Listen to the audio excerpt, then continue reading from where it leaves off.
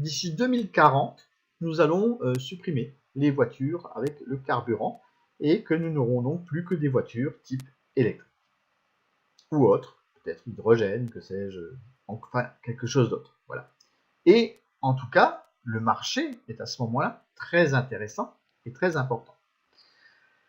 Les voitures électriques, les bus, les vélos moteurs et les petites voiturettes que vous connaissez peut-être et qui circulent et qui peuvent être alimentées par des moteurs électriques sur chaque roue et qui vont permettre donc d'avancer plus vite parce que nous en France on les appelle souvent les pots de yaourt qui ne nous arrangent pas trop sur la route parce que ça roule vraiment très doucement. Et là avec des moteurs de type Slavyanka de chez Dmitry Duyunov, eh bien ces voiturettes pourraient accélérer et atteindre la vitesse limite en ville et donc permettre aux autres automobilistes de les supporter un peu mieux. Bon, je parle lapon, excusez-moi. Mais il y a des voiturettes qui sont comme ça à travers le monde, utilisées par des tas de gens. Des tas de gens. On va d'ailleurs voir tout à l'heure un type de voiturette extraordinaire, mais qui est utilisé partout dans des grands pays, à des quantités astronomiques. Et c'est là que le marché devient très intéressant. Vous voyez par exemple sur ma première image, vous avez ici une locomotive de mine. Une locomotive pour les mines, ça transporte du charbon, des minerais, etc. Donc des wagonnets, ça tire des wagonnets qui ramènent depuis les mines ce qui en est extrait. Sachez tout de même, il faut le dire, que ces locomotives, si elles ont l'occasion de tirer plus de wagons, ça veut dire qu'elles vont remonter à chaque fois depuis les mines plus de wagonnets, ça veut dire qu'on va augmenter la production. Et si on augmente la production pour le même coût, cela veut dire que l'on a baissé le coût de production. Et si on baisse le coût de production, ça devient toujours intéressant pour celui qui exploite la mine. Et donc, c'est aussi une des applications des moteurs du Duyunov, sachant que cela a été testé sur une vraie locomotive de mine, et il faut le préciser. Les bus, les trolleybus également, qui sont du côté de Kiev, en Ukraine, ont également eu une modification de leur moteur. On a fait un test avec, et les mécaniciens sur place ont été particulièrement surpris. Alors, il n'y a pas que en Ukraine, il n'y a pas que en Russie. Il faut savoir que M. Arestov, qui s'appelle Viktor Arestov, est un monsieur qui a créé une société en Chine. Il est parti en Chine, là où se fabriquent la plupart des moteurs dits BLDC, qui sont en fait des moteurs à aimant. Eh bien, il est allé conquérir ce marché parce que la Chine a besoin d'énormément de moteurs. Et grâce à M. Viktor Arestov, il a commencé à populariser les moteurs de chez Duyunov. Et vous allez le voir dans quelques secondes, il arrive même aujourd'hui à vendre des séries de véhicules à travers le monde avec des moteurs de type Slavyanka. Donc c'est un bon début. Et M. Arestov, comme vous pouvez le constater sur ces images de mon slide, eh bien il travaille presque tous les jours à essayer de monter des véhicules avec des panneaux solaires. Donc vous voyez ce véhicule qui se trouve en bas à droite, eh bien en fait on va essayer de les équiper avec un panneau solaire de nouvelle génération. Et ces panneaux solaires sont intégrés à la carrosserie, ne s'abîment pas visiblement parce que vous voyez qu'ils sont tout à fait différents des panneaux solaires habituels que l'on trouve sur les toits. Et là, on va alimenter directement les moteurs électriques de ces petits véhicules qui ne vont pas dépasser 25 ou 30 km de parcours dans la journée et notamment des voiturettes de golf, des voiturettes de jardiniers, des petits véhicules, des petits transporteurs, des petits véhicules qui sont utilisés par les jardiniers, par les hôtels, par voilà, tout ça, par les terrains de golf aussi. Et ces véhicules, vous le savez sans doute, ne vont pas très loin, guère plus de 25 ou 30 km dans une journée, et grâce à l'énergie solaire, eh bien, vous n'aurez plus besoin de les brancher sur l'électricité. Donc là, on est dans un domaine qui est très intéressant. C'est vraiment quelque chose de formidable qui va vous permettre d'élaborer des plans, pas sur la comète bien sûr, parce que là ce sont des vraies réalisations qui se font dans un atelier. Monsieur Victor Aristov ayant eu l'opportunité de développer dans les différentes régions de Chine le type de moteur en faisant concurrence directe avec les moteurs dits à aimant appelés BLDC. Et M. Aristov, il va même un peu plus loin parce que, je vous le disais, eh bien oui, ils sont attaqués aux fameux tuk-tuk. Alors, ce qu'on appelle nous aussi les pousse-pousse. Les fameux tuk-tuk, eh bien, ce sont des véhicules à 3 roues très répandus, notamment dans le domaine donc de l'Asie, enfin dans la région de l'Asie. Et on va voir quelques chiffres dans une seconde pour que vous puissiez vous rendre compte de ce que cela peut représenter. Imaginez ces petits véhicules que l'on va équiper de moteurs électriques type Slavyanka et on va mettre dessus, au-dessus sur le toit, là où il y a beaucoup de soleil, dans ces régions-là aussi, beaucoup de luminosité, on va leur inculquer un toit solaire et ces tuk-tuk vont donc devenir des tuk-tuk autonomes et que l'on n'aura même pas besoin de brancher sur la prise électrique. Alors vous allez me dire, oui, mais ça c'est bien gentil, mais combien il y a de tuk-tuk à travers le monde? Eh bien, je vais vous montrer. Utilisation de tuk-tuk comme taxi. Vous voyez que là aussi, vous avez toute une ribambelle de ces tuk-tuk qui sont utilisés pour transporter des gens dans différents pays. Et notamment, si vous regardez, il y en a 35 000 tuk-tuk enregistrés en Thaïlande, il y a 20 000 tuk-tuk à Bangkok, il y a 1 200 000 au Sri Lanka et 1 500 000 en Inde. Donc je ne sais pas si vous imaginez, mais c'est des marchés colossaux, sachant que nous avons possibilité maintenant de créer des tuk-tuk avec des panneaux solaires et qui vont devenir entièrement autonomes et qui fonctionnent donc avec des moteurs électriques. D'ailleurs, il faut le préciser, Monsieur Aristov a réussi très récemment un coup de maître parce qu'il a réussi à vendre à la Corée du Sud des scooters et des motos électriques. Une commande de 10 000 motos et scooters électriques avec des moteurs de type Slavyanka. Eh bien, il y a des gens qui vont dire, oui, chouette, Sovelmash va donc rentrer de l'argent, va gagner de l'argent grâce à ça. Il ne faut pas oublier que M. Aristov est un partenaire de la société et qu'il développe lui-même, avec d'autres partenaires, les moteurs de type Slavyanka. Il a donc une licence de fabrication de ces moteurs qui lui est délivrée par la société Sovelmash. Et c'est ainsi, s'il fait des fabrications, qu'il va reverser un certain montant à Sovelmash pour pouvoir payer sa licence. Donc, directement, Sovelmash ne va pas bénéficier de retombées par rapport à cette commande, mais en tout cas, ça familiarise avec le moteur du type Slavyanka et ça permet effectivement, il faut le préciser, de développer ce type de moteur à travers le monde et de montrer que cela fonctionne grâce à des commandes et surtout qu'il y a de l'intérêt par rapport à ce genre de moteur. Ça, c'est vraiment important de le préciser. Maintenant, vous l'avez vu, M. Aristov est un acteur principal. Un moteur à moyeu, comme je vous en ai parlé tout à l'heure, c'est M. Dmitri Duyunov qui l'a inventé, de ce type. Vous le voyez ici, il n'y a pas d'aimant permanent. Beaucoup de gens sont très étonnés qu'il n'y ait pas un seul aimant.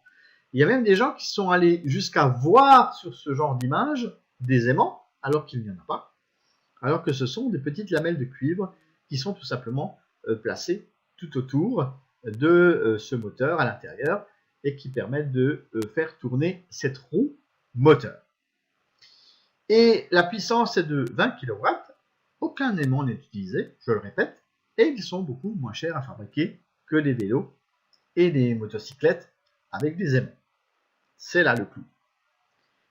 Et on va justement faire une petite comparaison des différents types de moteurs à moyeu, avec des aimants permanents BLDC à droite, et avec le type Slavyanka à gauche. si on s'amuse à couper le moteur de ces vélomoteurs, eh bien, on peut se rendre compte d'une chose, c'est qu'il y a un fort freinage à droite avec les moteurs à aimant permanent, et il n'y a pas de freinage direct important qui se fait avec les moteurs de type Slavyanka. Autre possibilité que l'on peut citer, c'est la possibilité de pédaler facilement et de l'autre côté, la possibilité de ne pas pédaler facilement. C'est-à-dire que si on utilise des moteurs avec des aimants, on a un problème de pédalage qui n'est pas évident pour prendre le relais après que le moteur ait été coupé. C'est plutôt difficile à pédaler. Ensuite, si on prend les performances, on a le maintien du couple moteur à tout moment, alors que ce n'est pas le cas avec des moteurs à aimant. Le maintien de la force coercitive tout au long du cycle donc de vie et de moment où tourne ce moteur, et les conditions d'exploitation ne jouent pas sur l'effet du moteur, ce qui n'est pas du tout le cas lorsqu'on utilise des moteurs à aimant permanent. Il y a également la possibilité de se rendre compte que les moteurs à aimant permanent font des poussières d'aimant, c'est-à-dire c'est de la limaille d'aimant en fait, qui va se diffuser dans le moteur et qui vont donc ce qu'on appelle l'encrasser et qui vont faire que ce moteur tournera moins longtemps et qu'il aura donc une durée de vie moindre par rapport au bobinage qui lui en plus ne craint pas l'humidité, ne craint pas la pluie et donc ne craint pas les problèmes de limaille d'aimant. Et en plus, si on regarde, et je vous en ai déjà parlé auparavant, le coût de fabrication d'un tel vélo moteur, avec une roue à moyeu, eh bien, est moindre par rapport au coût de fabrication d'un moteur avec aimant permanent qui, de plus, nous incite à une dépendance. La dépendance de ces aimants permanents qui sont en fait fabriqués avec ce qu'on appelle des minerais de terre rares.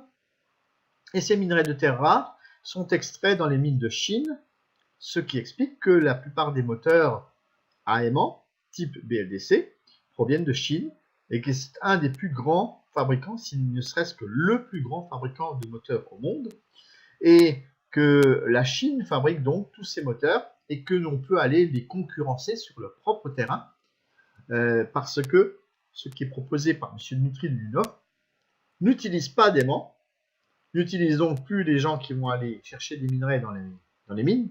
Bon, ça ne va pas s'arrêter comme ça non plus. Mais ça peut être une alternative intéressante par rapport au nombre de moteurs que fabriquent les Chinois. Maintenant que je vous ai expliqué de quoi il en retourne, je vous ai expliqué aussi que vous avez des moteurs un peu partout. Vous les avez dans l'aspirateur, vous les avez dans la machine à laver, dans le chauffage, les climatiseurs, voilà, je cherchais le nom. Vous avez aussi les ascenseurs, vous avez les monte-charges, les tapis roulants, voilà, il y a les avions, les escalators dans les métros, voilà, dans les grands magasins. Vous en avez partout. Donc ces moteurs vous entourent partout et donc on est sur un marché très porteur parce que on ne se rend pas compte comme ça, mais il y a vraiment beaucoup de ces moteurs autour de nous. Alors, en quoi consiste le projet?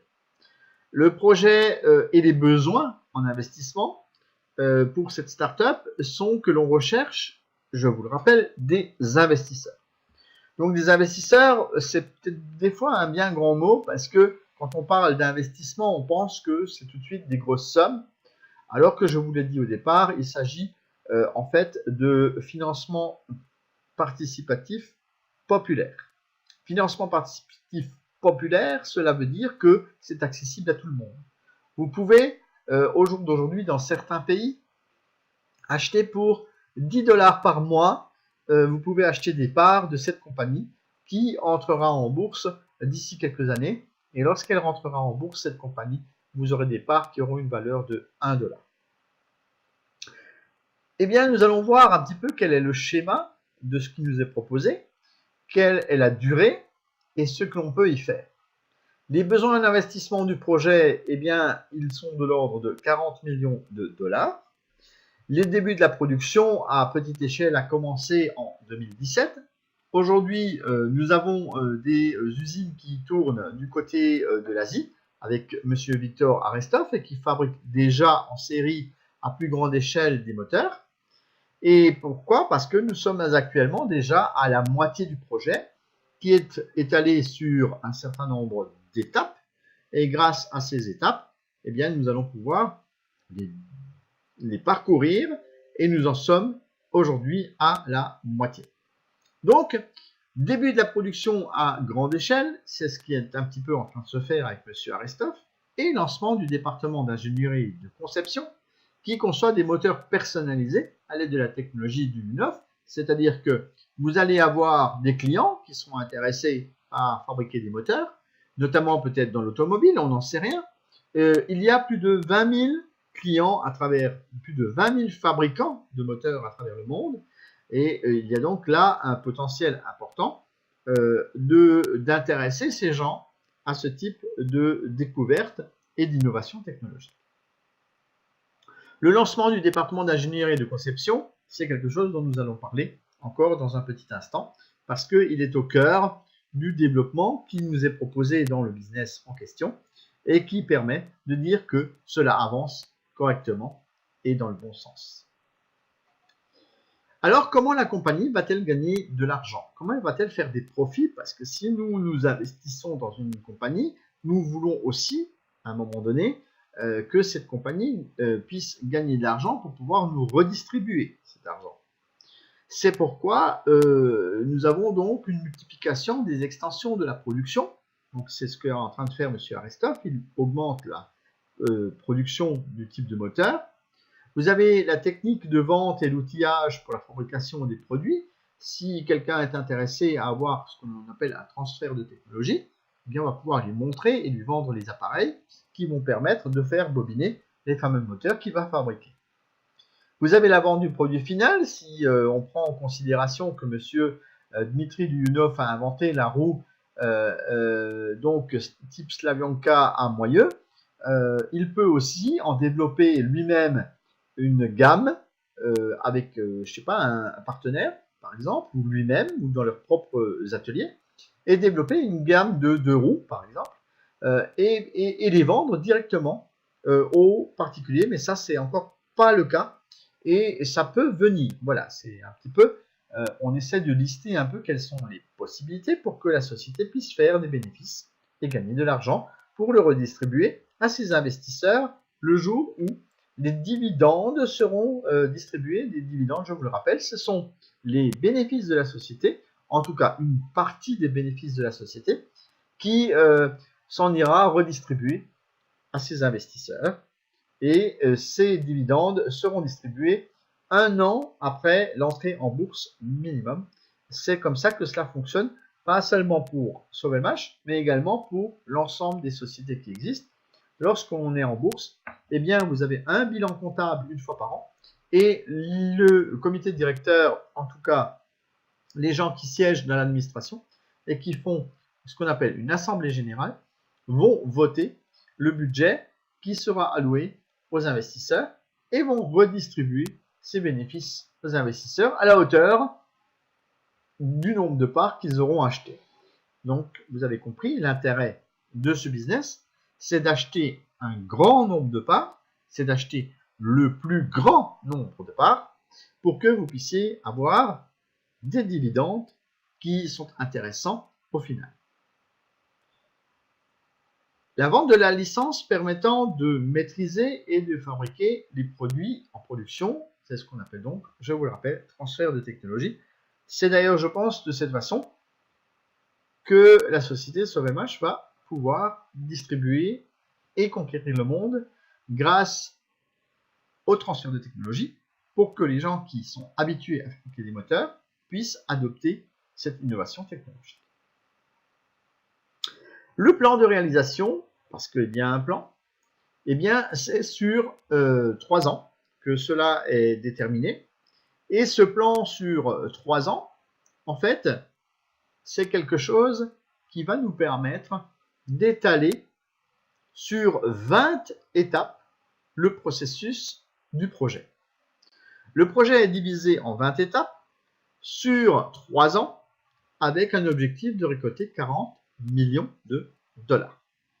Eh bien, nous en sommes presque à la moitié, hors commission. Nous sommes à la moitié, presque la moitié de ces 40 millions de dollars. En fait, nous sommes à 1 milliard de roubles russes.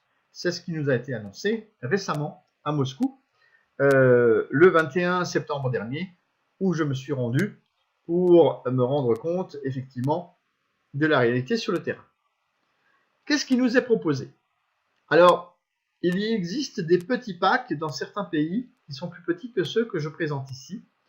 Mais pour être tout à fait raisonnable, je pense qu'à un moment donné, pouvoir acquérir pour 50 dollars par mois 105 000 parts avec une valeur de 1 dollar à l'entrée en bourse, ça représente tout de même 105 000 dollars potentiellement.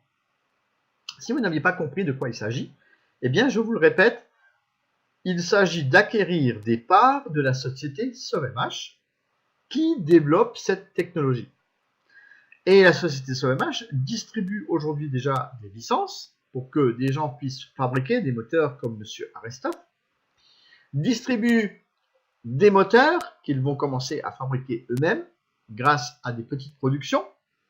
Et petit à petit, vous qui achetez des parts de cette société, eh bien, elles vont avoir une valeur de 1 dollar à l'entrée en bourse d'ici 2 ou 3 ans. Ne soyez pas pressés, ce n'est pas un hype, ce n'est pas quelque chose où on claque des doigts et ça tombe du ciel. Il faut laisser le temps au temps, il faut laisser l'innovation technologique s'installer à travers le monde.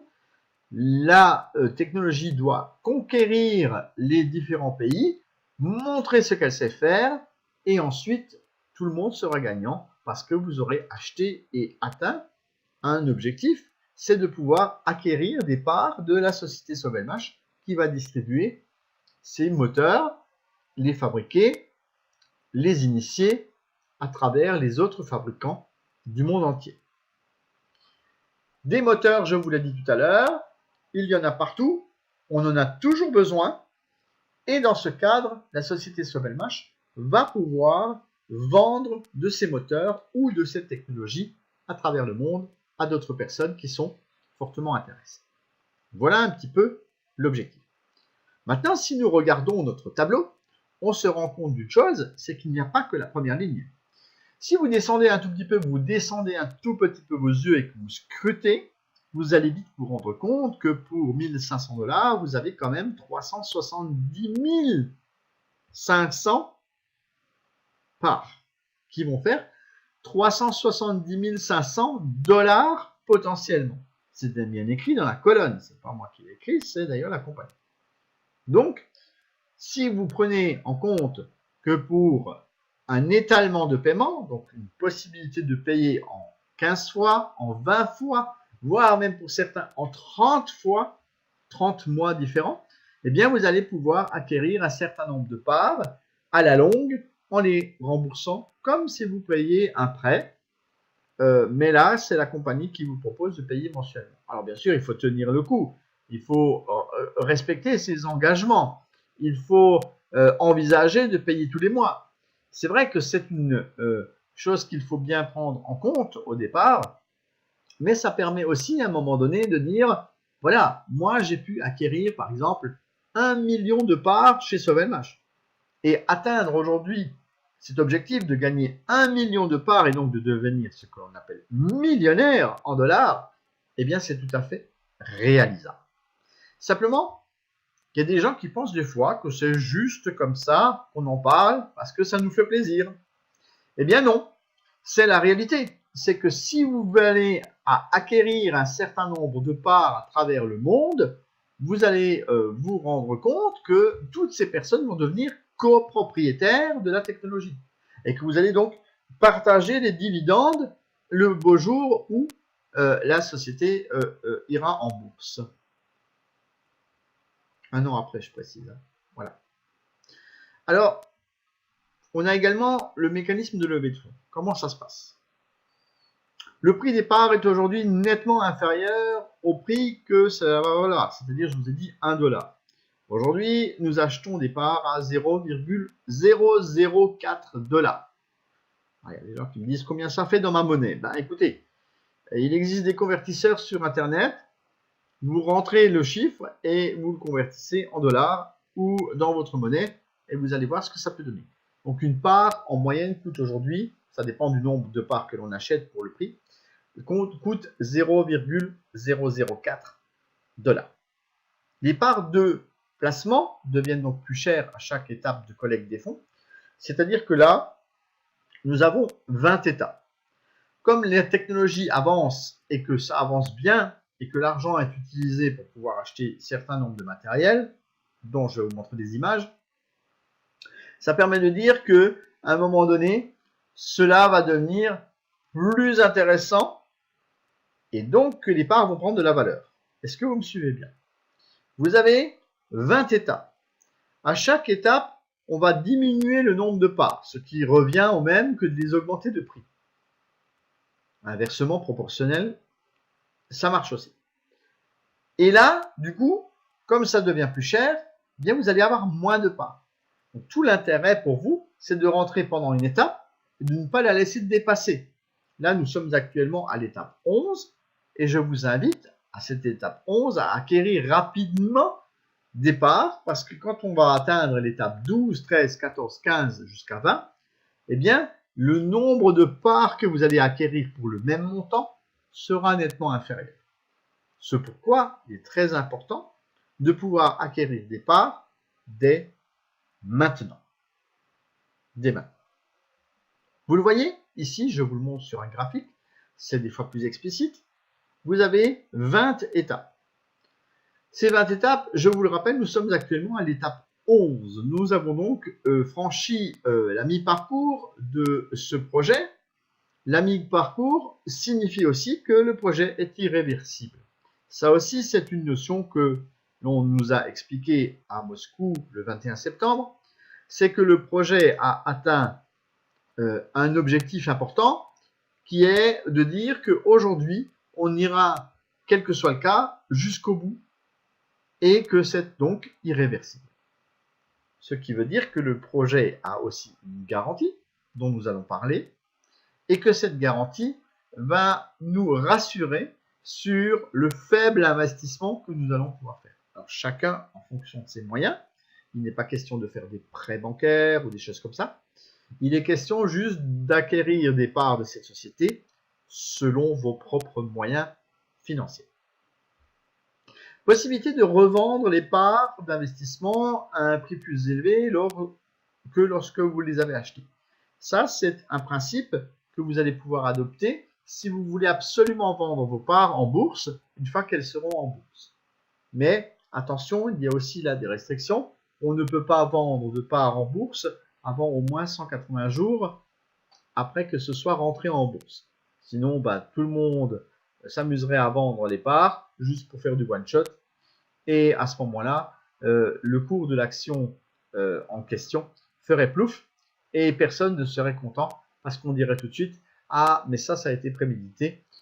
On savait très bien que ça allait se passer comme ça. » Et le cours de l'action va à ce moment-là baisser. C'est pour ça que l'on va laisser une petite période un peu de test, si on veut parler ainsi, pour que les gens puissent vendre leurs parts à partir de 6 mois après l'entrée en bourse, ce qui aura permis de fluctuer dans le bon sens ou dans le mauvais, parce que c'est le jeu de la bourse à ce moment-là, et je ne dirais pas l'inverse, je ne dirais pas autre chose, c'est tout de même, il faut préciser, nous parlons d'argent, du capital risque. Mais qu'est-ce que vous risquez finalement? Après tout, il y a une technologie qui est là, qui est soutenue par l'État russe, et ça, nous allons le voir tout de suite. Et ça, c'est important de le préciser, parce que ça peut expliquer effectivement que l'on ait confiance dans ce projet à ce point-là, et qu'il y a déjà plus de 120 000 investisseurs à travers le monde, et qu'il y a plus de 3000 partenaires. Les partenaires, ce sont des gens qui développent du business et qui font connaître, comme moi, le procédé, le développement de la technologie et qui expliquent de quoi il en retourne. Qu'est-ce qui a été réalisé grâce aux premiers investissements? Alors ça aussi c'est important. Les premiers investissements qui ont eu lieu de la part des investisseurs comme vous et moi, eh bien cet argent a servi à acheter notamment des machines, donc des contrôleurs sous vide, des fabrications dans des machines qui font des choses sous vide, notamment des pièces de moteur. On va fabriquer des outils qui vont bobiner les moteurs. On a acheté un laser pour, vous le voyez comme ici, fabriquer des ailettes qui permettront d'accueillir les quelques câbles qui seront mis dedans, les fils de cuivre pour faire le bobinage. On les met dans des petites ailettes. Là, vous voyez ici, voilà, c'est tout ça, cette partie-là. Et tout ça, c'est découpé grâce à l'engin au laser que vous voyez en haut à gauche sur mon slide.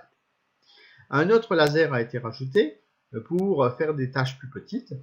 Et en tout cas, tout cet outillage a été payé, ainsi que les appareils de mesure, tels que vous le voyez en bas à droite, ont été payés par le biais du financement participatif auquel nous avons contribué. D'accord? Bon, maintenant, je vais vous montrer. Nous avons une plateforme qui s'appelle Solar. Alors là, beaucoup de gens ne comprennent pas pourquoi il y a 36 000 noms et pourquoi on a autant de noms différents et qui sont toutes ces sociétés. Alors, je vais vous expliquer, ou peut-être vous réexpliquer. Vous avez donc une société à la base qui s'appelle ASEPP. Je vous en ai parlé au début. C'est M. Dmitri Duyunov avec ses amis ingénieurs et son fils qui ont monté la société ASEPP. Il fallait bien un début. Il fallait bien qu'ils aient une société pour pouvoir promouvoir des produits qu'ils ont eux-mêmes créés. Et grâce à cette petite société ASEPP, maintenant, aujourd'hui, ils veulent en faire une plus grande société qui s'appelle Sovelmash. Sovelmash est détenu par 25% par ASEPP, qui est détenu par M. Dmitri Duyunov. Et puis, il y a une autre partie, ce sont aussi des dirigeants de Sovelmash qui vont en rentrer dans le capital et qui ont acheté, ou qui ont acquis, ou qui ont déjà 25% des parts. Maintenant, restent les autres personnes, celles qui ont investi comme vous et moi, et ces gens représentent 100% des investisseurs, et ces 100% d'investisseurs ont investi dans Solar Group. Alors pourquoi Solar Group? Parce que c'est une plateforme de récolte d'argent de type crowd investing. Cette société Solar Group est devenue officiellement cofondatrice de Sovelmash et donc est rentrée dans le capital de Sovelmash. Donc quand aujourd'hui on achète des parts de Solar Group, on achète automatiquement des parts de Sovelmash qui vont être répertoriées et qui vont être utilisées à 49,5% dans le capital de Sovelmash. J'espère que c'est clair ce que je vous raconte. Mais si ce n'est pas très clair, je vais vous expliquer par ce que l'on appelle un petit graphique.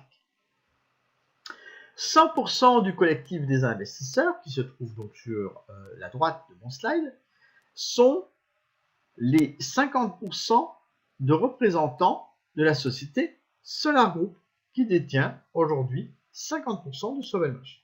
Très exactement, 49,5%.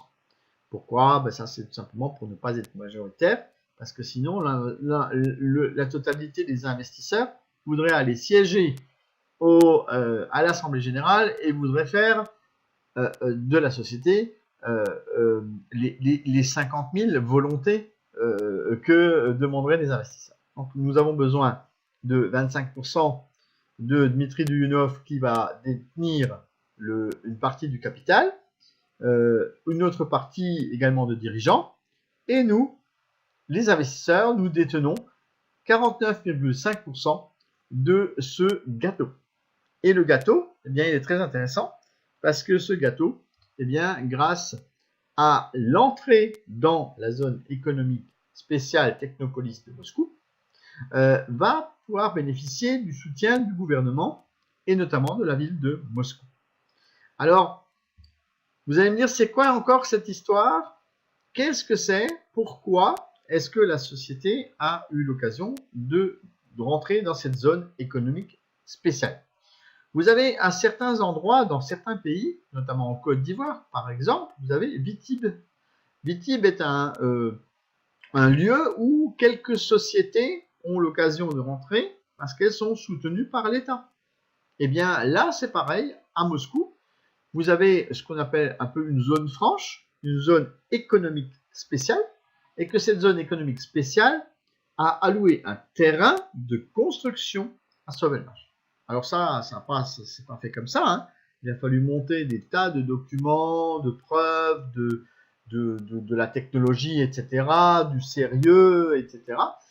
Et il faut le savoir, il n'y a que 3 ou 4 sociétés qui arrivent à rentrer dans une zone économique spéciale par an, alors qu'il y a plus d'une centaine de candidatures. Si Sovelmash aujourd'hui a réussi à rentrer dans une zone économique spéciale, c'est qu'il y a une reconnaissance de la technologie et que l'État russe reconnaît qu'effectivement, c'est quelque chose d'intéressant. Dans les médias, on en a parlé. Pourquoi? Parce que le 15 février dernier, c'était au Forum de l'investissement à Sochi, eh bien, le contrat a été signé. Il a été signé par la ville de Moscou, par la zone économique spéciale Technopolis et Sovelmash. Et pourquoi? Eh bien, pour acquérir un terrain sur lequel on va construire un bureau d'études et d'ingénierie. Mais alors, pas un petit truc. Regardez la fameuse cabane de jardin. Non, ce n'est pas une cabane de jardin, c'est un beau bâtiment sur 2,1 hectares qui a été attribué et maintenant il faut construire ce bâtiment. Donc une société tchèque notamment, qui s'appelle Block, a eu l'occasion de signer le contrat, c'est déjà fait, pour construire le bureau d'études d'ingénierie qui doit durer 20 mois. Alors il y a des gens qui vont me dire, bah oui, mais si ça met 20 mois, ça veut dire que sous 20 mois, il ne va rien se passer. Ah, bah ça, on ne vous a pas dit autre chose. Moi, tout à l'heure, je vous ai dit que c'était un plan sur 3 ans. Alors ne venez pas me dire que vous n'étiez pas au courant. Encore une fois, ce n'est pas un hype. Ce n'est pas du trading. Ce n'est pas des trucs où on gagne de l'argent comme ça. Ça ne tombe pas du ciel quand on investit. D'accord? Il faut prendre le temps que le projet mûrisse, que le projet avance, que le projet fabrique cette usine qui est donc ce bureau d'études et d'ingénierie, qui va mettre environ 20 mois. Donc, si vous voulez tabler sur une date, on dit oui, mais il faut nous donner une date, tu comprends, nous on peut investir que si on se donne une date, mais les dates ça ne veut rien dire, parce que des aléas météorologiques par exemple, il y en a partout, et là on est quand même en Russie, et que si on fait une construction, il ne faut pas oublier qu'il fait froid. Donc on peut avoir des mois de retard, on peut avoir quelque chose qui cloche, on peut avoir un problème ou une défaillance technique ou météorologique qui font que les 20 mois ne sont pas forcément respectés. Donc, qu'est-ce que vous voulez faire à part attendre? D'accord? Mais c'est quand même important de le dire, important de préciser que nous sommes d'une part dans un capital risque, d'accord? Il y a un risque, même s'il est absolument amoindri, il y a toujours ce qu'on appelle le capital risque, et on ne doit pas faire de dépenses au-delà de ce que l'on peut gagner et que l'on ne doit investir que ce que l'on est prêt à perdre. C'est ce qu'on dit souvent. Je préfère revenir sur cette formule de prudence, même si tous les voyants sont au vert, et que l'on peut dire une chose, c'est que du fait qu'ils aient obtenu l'accord de la zone économique spéciale à la Boutchevo, dont on voit ici le terrain, que je suis allé visiter, eh bien, ce terrain va accueillir le fameux bureau d'études et d'ingénierie que vous venez de voir. Et qu'il faut donc attendre que cette construction se fasse et que la technologie Slavyanka, entre-temps, parcourt le monde petit à petit, de telle manière à ce qu'elle puisse être reproduite par les fabricants de moteurs. Qu'est-ce qui se passe à la Boutchevo? Eh bien, on a nivelé le terrain, on est en train de faire des sondages dans le sol. C'est une obligation pour voir si effectivement le bâtiment que l'on va construire va tenir le choc sur ce terrain pour être sûr que le permis de construire soit bien accordé à l'occasion de la construction du bureau d'études et d'ingénierie. Donc tout ça, c'est en cours. C'est en cours parce que on doit creuser, on doit forer notamment, et on doit enlever tous les arbres que vous avez vus sur mon slide précédent et qui jonchent le terrain. Il va falloir les couper, en faire du petit bois et aussi construire ce joli bâtiment.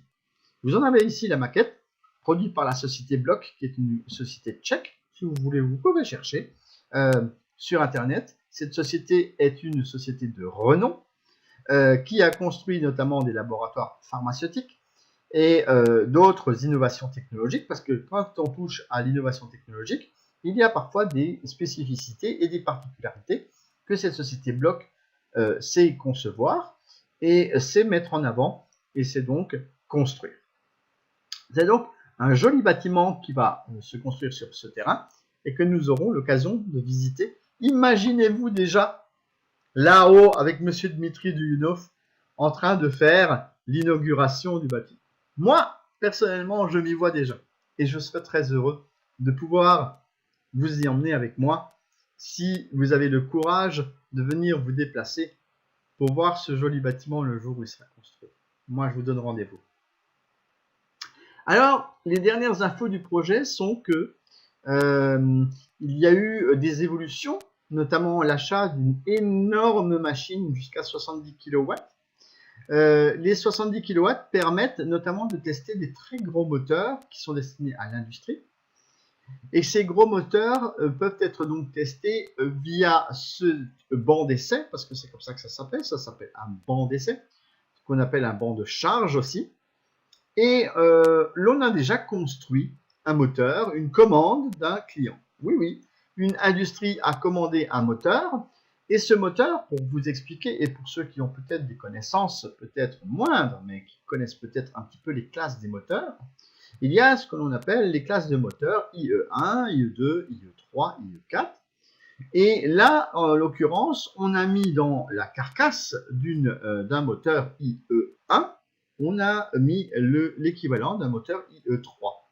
Et c'est comme ça qu'on arrive à économiser de la matière, parce que ce moteur est beaucoup plus puissant, et en plus, il consomme moins. Donc, les industriels sont intéressés, et notamment ce moteur-là va pouvoir être certifié par un laboratoire, qui est en fait leur propre laboratoire. Pourquoi? Parce que depuis le 28 août, le laboratoire Sovelmash a été certifié officiellement de telle manière à pouvoir rayonner à travers le monde et d'être un des plus grands laboratoires au monde pour tester des moteurs.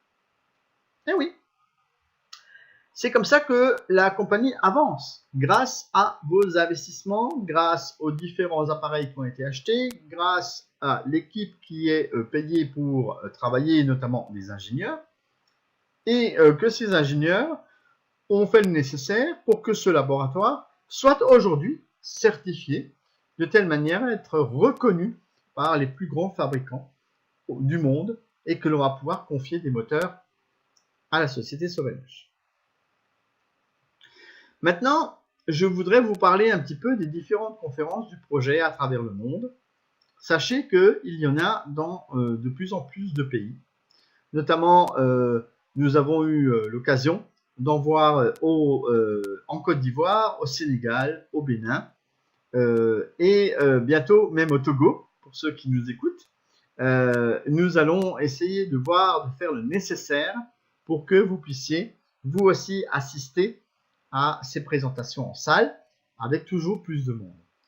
Personnellement, en tant que Français, j'ai eu droit à ma médaille, comme on dit.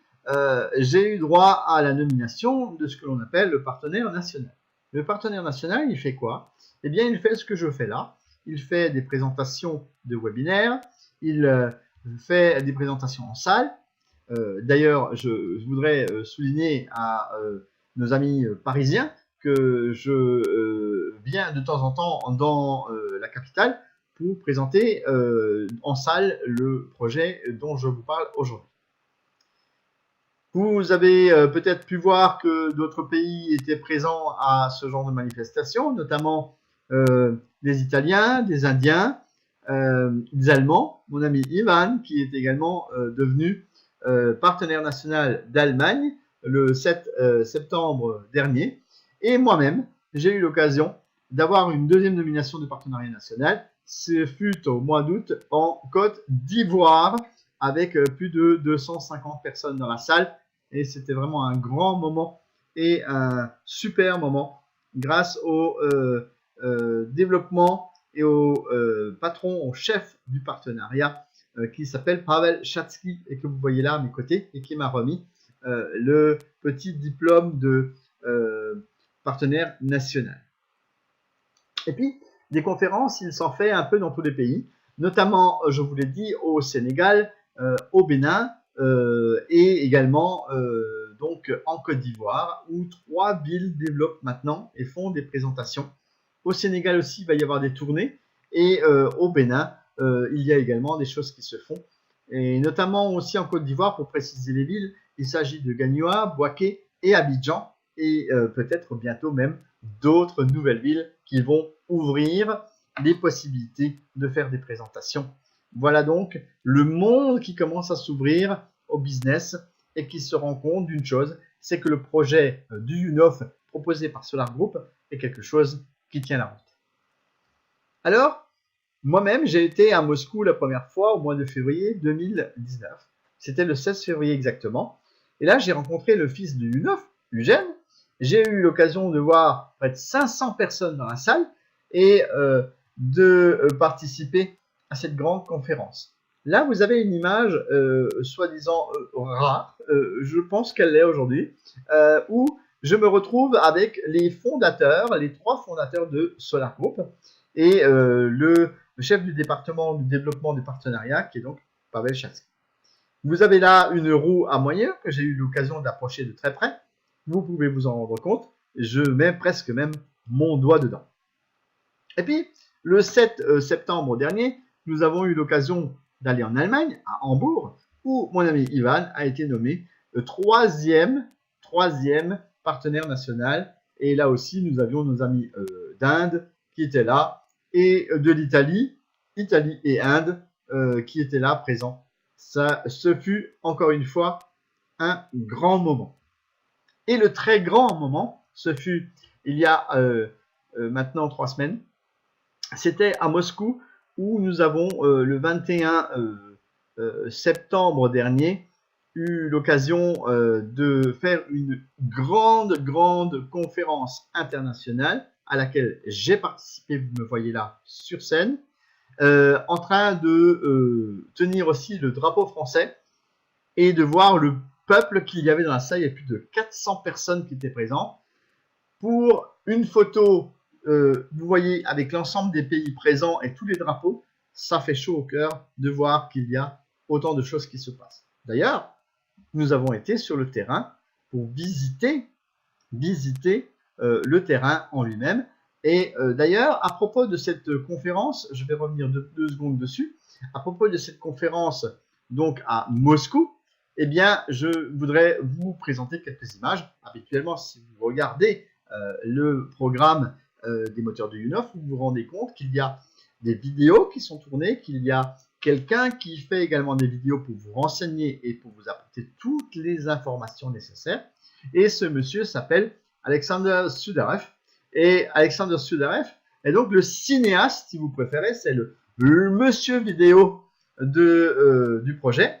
Et je vous propose de le retrouver pour qu'il nous parle un petit peu. J'ai eu l'occasion de l'interviewer lors de mon passage à Moscou. Je vous laisse l'écouter tout de suite avec une traduction de ma charmante traductrice Anastasia.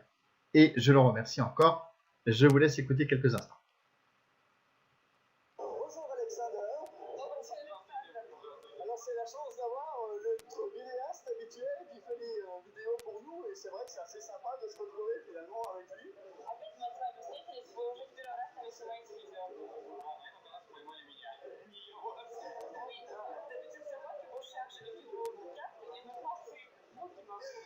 Écoutez, moi aussi je fais un petit peu de vidéo, alors effectivement j'ai la chance et j'ai la joie de pouvoir parler avec lui. Ce n'était pas l'occasion à l'heure de la dernière conférence, mais aujourd'hui je voulais absolument le faire.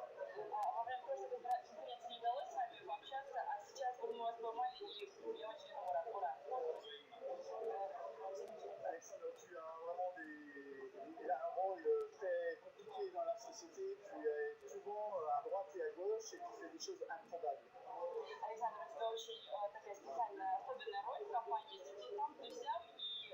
делать для каждой личности.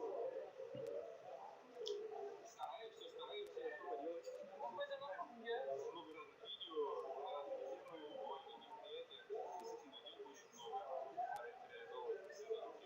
Beaucoup de vidéos, on est parti par là, on essaie de conférences, on a beaucoup de lignes, on peut les réaliser absolument. Eh bien, je le remercie pour toutes les images qu'il nous apporte parce que c'est vraiment un petit peu le reflet de l'entreprise et c'est ce que nous avons besoin en tant qu'investisseurs. Спасибо за все примеры, которые вы нам представляете, потому что это отражает деятельность компании и инвесторы в этом нуждаются.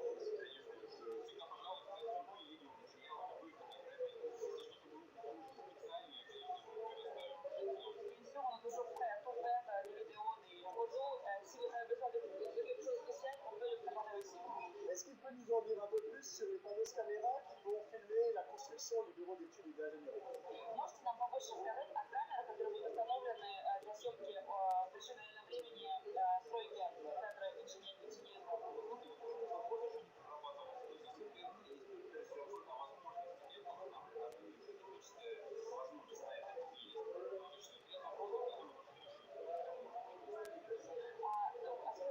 On n'a pas vraiment encore travaillé là-dessus, on sait qu'il y a une possibilité technique et on envisage que ça sera peut-être possible, mais on ne sait pas encore.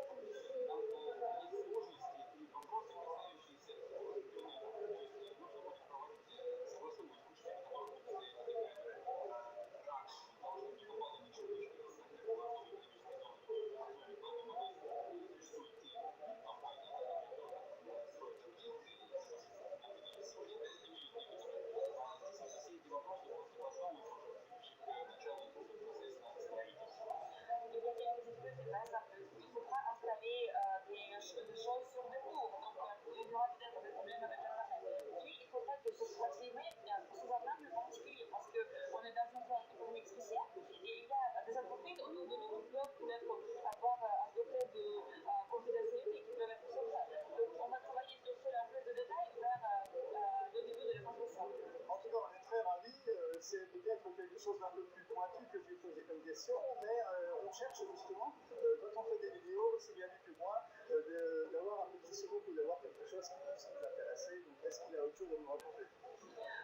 Хорошо, я рада знать, в том числе такие очень технологические. Есть еще что-то, что вы хотели бы, может быть, добавить?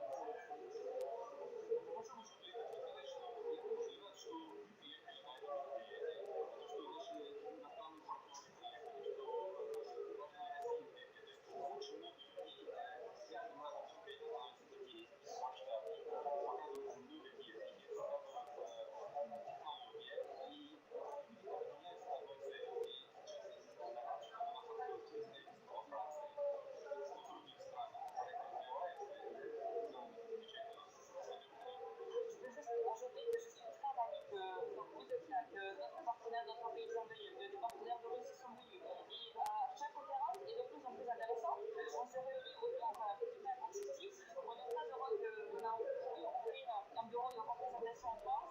Donc on avance vers le but commun.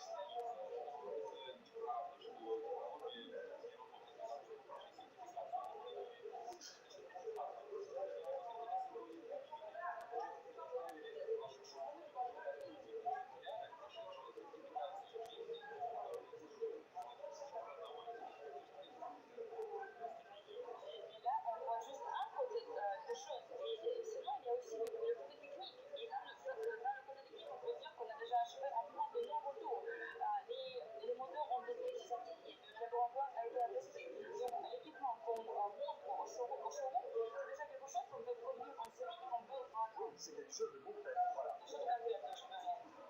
Mais en tout cas, je voudrais le remercier une fois de plus. Merci Alexandre et à bientôt sur les prochaines vidéos. Merci Alexandre et à prochaine vidéo.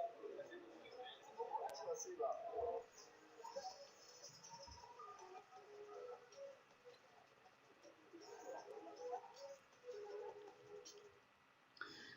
Moi, je peux vous dire une chose, c'est que effectivement, c'est vraiment sympathique de rencontrer des gens qui travaillent beaucoup pour nous, parce que Alexander, c'est lui qui fait toutes les vidéos pour Shovelmash et pour Solar Group, et nous apporte donc toutes ces images que nous voyons. C'est un peu grâce à lui, et il fait quand même un travail important pour que nous puissions, nous, avoir l'information. Et ça m'a fait beaucoup plaisir de le rencontrer et de pouvoir partager quelques mots avec lui grâce à la traductrice.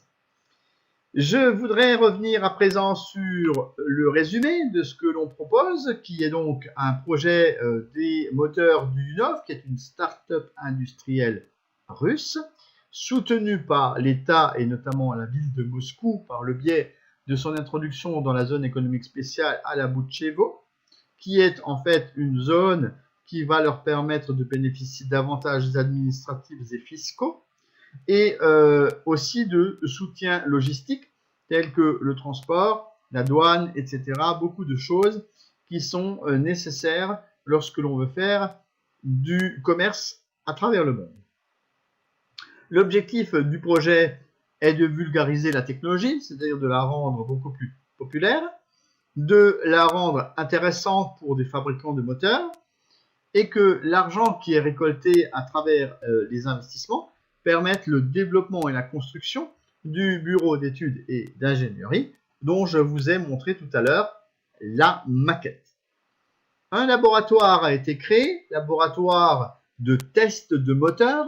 Ces moteurs sont testés sur ce que l'on appelle des bancs d'essai et du matériel sophistiqué a été acheté de telle manière à augmenter la puissance de ce banc d'essai pour pouvoir tester des moteurs toujours plus importants, toujours plus gros, pour atteindre des clients qui sont intéressés essentiellement dans le domaine industriel par ce type de moteur. C'est en tout cas un des objectifs affichés par Dmitry Duyunov lui-même, qui pense que c'est un créneau très porteur, peut-être même plus porteur encore que l'automobile ou les véhicules qui roulent à travers le monde.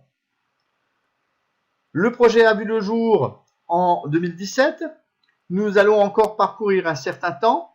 N'envisagez pas que ce soit autre chose que un laps de temps important devant nous de l'ordre de 2 à 3 ans pour pouvoir atteindre l'objectif final qui est une entrée en bourse de la société, une valeur de la part qui va monter à 1 $ lors de l'introduction en bourse, et pour ceux qui vont avoir la chance de vouloir garder les parts et les actions plus tard, futures, de pouvoir bénéficier de ce que l'on appelle les dividendes, qui sont donc la redistribution des bénéfices aux actionnaires. Mais attention, il n'y a actionnaire que s'il y a bourse, et bien sûr, si vous avez des parts dans la société, ce n'est pas obligatoire que ça rentre en bourse. Mais simplement, il y a là un objectif qui est affiché de vouloir aller en bourse avec une valeur de 1 $. Alors, si vous avez des questions, n'hésitez pas, que ce soit d'ailleurs ici dans la salle de conférence ou que ce soit sur YouTube où nous diffusons les replays, vous pouvez laisser ici en bas un commentaire de telle manière à ce que l'on puisse le voir et vous répondre, vous donner des informations sur le projet en lui-même et aussi vous apporter parfois certains cadeaux. Alors, si vous avez des questions, n'hésitez pas. Vous avez la page qui est ouverte et on répondra au plus vite. Les cadeaux. Oui, on aime bien les cadeaux. Moi, je peux vous dire une chose, c'est que si vous êtes intéressé par ce business, eh bien, n'hésitez surtout pas, je peux vous offrir personnellement 100 parts gratuites dans le projet. 100 parts gratuites, c'est au minimum 100 $. Donc, vous voyez, je vous offre en quelque sorte, si on veut, 100 $ comme ça, pour dans quelques temps. Je vous offre en tout cas 100 parts gratuites, et non pas 100 $, je précise. Au jour d'aujourd'hui, c'est 100 parts, mais qui auront une valeur à l'avenir d'au moins minimum 100 $. D'accord? On s'entend bien. Aujourd'hui, je ne vous offre pas 100 $, mais je vous offre 100 parts dans le projet. Ces 100 parts, vous pouvez les avoir en vous inscrivant gratuitement sur un de mes liens que je vous propose. Vous pouvez vous rendre sur cette page et cliquer à la fin de la page pour pouvoir vous inscrire. Attention, si quelqu'un d'autre que moi vous a invité aujourd'hui à voir ce webinaire, je vous invite à contacter cette personne et de voir avec elle comment elle aussi pourrait vous offrir ces 100 parts. Donc comme ça, c'est clair, je ne vais pas tirer toute la couverture à moi. Il y a peut-être des gens qui vous ont invité à voir ce webinaire. À ce moment-là, tournez-vous vers eux. Ils vous donneront soit un lien d'inscription, soit ils vous donneront les 100 parts directement depuis leur compte personnel Solar. Je suis, et je vous l'ai déjà dit tout à l'heure, de temps en temps, dans la capitale française, Paris. Il se trouve que aujourd'hui, ce webinaire ayant été tourné le 7 octobre, je suis dans 4 jours à Paris pour une présentation en salle avec donc d'autres personnes qui sont déjà dans le projet, et vous allez avoir l'occasion de me rencontrer en chair et en os, comme on dit, et je serai très ravi de pouvoir vous rencontrer et vous expliquer une fois de plus comment cela fonctionne. Et si vous avez des questions plus pointues, je serai absolument disponible pour répondre à ces quelques questions. Je vous donne donc rendez-vous le 11 octobre à Paris, 10 Cité Jolie, à l'espace Hermès, à 18h30, pour que vous puissiez assister à cette conférence de présentation. Je rappelle, c'est donc à l'espace Hermès, 10 Cité Jolie, Paris 11e. Vous avez des lignes de métro, et c'est donc la station du Père Lachaise, qui est donc la station de métro où il faut s'arrêter.